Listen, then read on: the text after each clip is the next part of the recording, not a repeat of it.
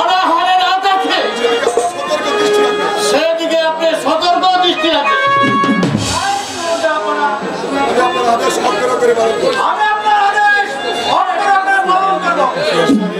উজির সাহেব নিরাজপুরে রাজকার্য পরিচালনা করতে করতে আমি বড় ক্লান্ত হয়ে পড়ি। আমার এই মনের পরিবর্তনে আমি হরিণ শিকারে যাত্রা করবো। আপনি হরিণ শিকারে চলে গেলে আপনি হরিণ শিকারে চলে গেলে রাজ্যকে পরিচালনা করবে। উজির সাহেব আমার এই বর্তমানে আপনি রাজ্য পরিচালনা করবেন।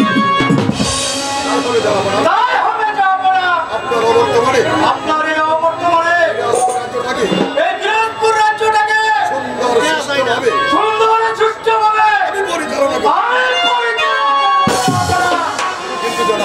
কিন্তু জনাব সে যুগে হরিণ শিকারে যাবে। আপনি কিসের জন্য হরিণ শিকারে যাবেন? উজির সাহেব মনস্থির করেছি আমি মনস্থির করেছি ঘোড়ার পৃষ্ঠে চড়ে ঘোড়ার পৃষ্ঠে